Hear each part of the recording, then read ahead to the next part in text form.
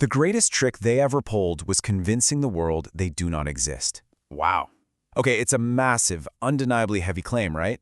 But honestly, it absolutely nails the investigative tone for the deep dive we're about to take today.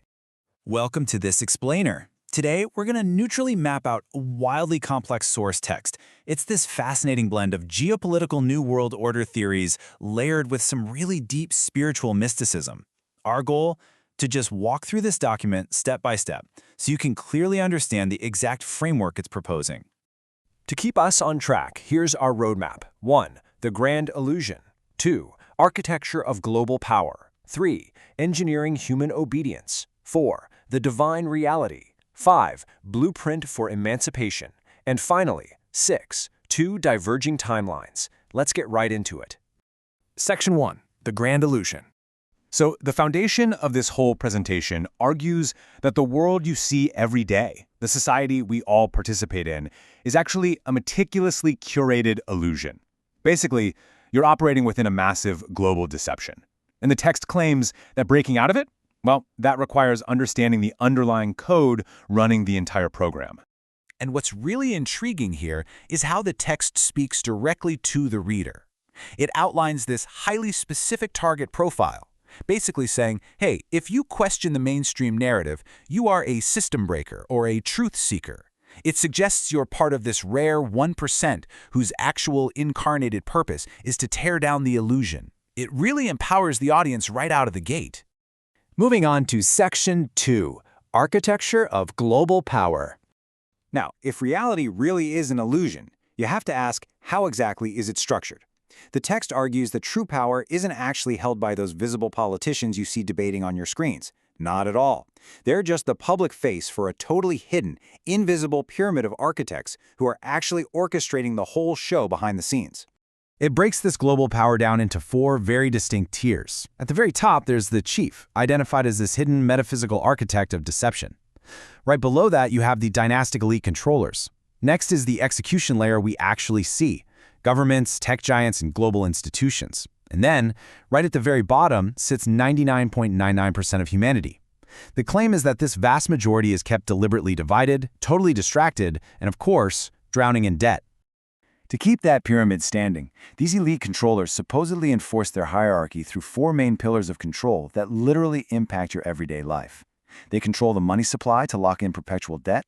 They control information to shape and filter your reality. They control politics by funding both sides of manufactured endless conflicts. And lastly, they control resources, monopolizing the absolute essentials like energy, food, and medicine to guarantee total dependency. Which brings us to Section 3, Engineering Human Obedience. So how does this massive systemic architecture actually filter down to you and me? Well, it engineers individual, human compliance. The source paints a picture of a system deliberately, almost obsessively, built to make you useful to it rather than allowing you to actually be free.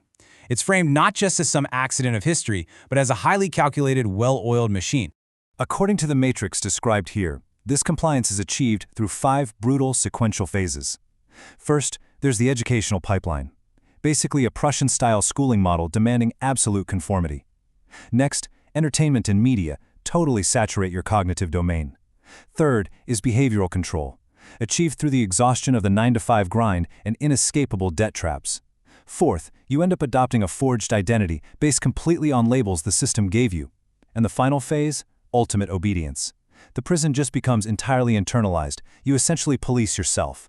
And this compliance is then locked in permanently using modern tech. The text points heavily to things like central bank digital currencies, continuous data harvesting, and social credit algorithms.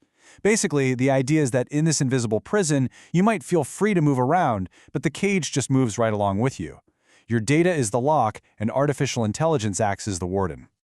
All right, shifting gears entirely. Section 4, the Divine Reality. This is where we see a major pivot. The framework fundamentally splits reality into 2 warring, totally opposed systems. On one side, you have the artificial, Dajjalic system. That one is driven by fear, scarcity, and deception, and its ultimate goal is spiritual blindness. But, juxtaposed directly against that is the system of Allah, or divine truth.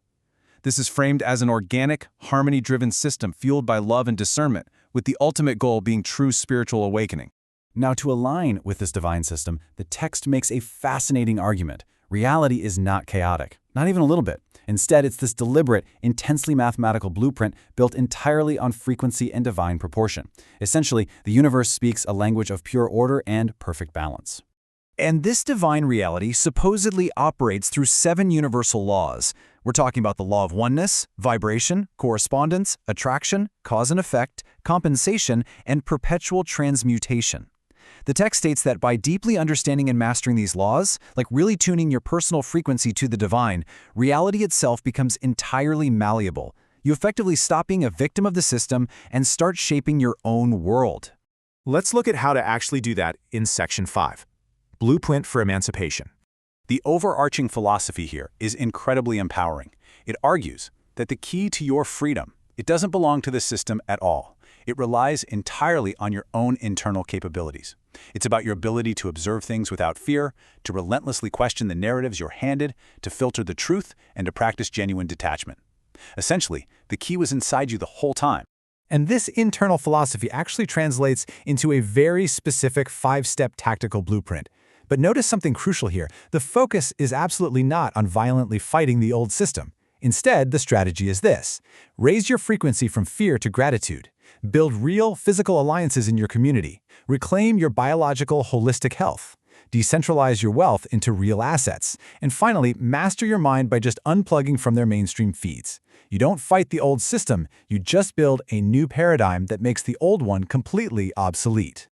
Bringing it all together. Section 6. 2 diverging timelines. The text concludes by stating that humanity is standing right at a critical crossroads, like right now. On one side, you have Timeline A, characterized by endless surveillance and total unbreakable compliance.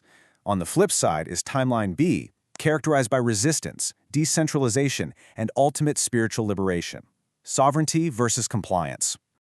And this explainer leaves us with one final, frankly chilling assertion from the source text. The elite's entire grand plan, it relies completely on your ignorance and your implicit consent. Without that, the whole cage just falls apart. So, looking at everything we've just unpacked from this document today, I have to leave you with this final question.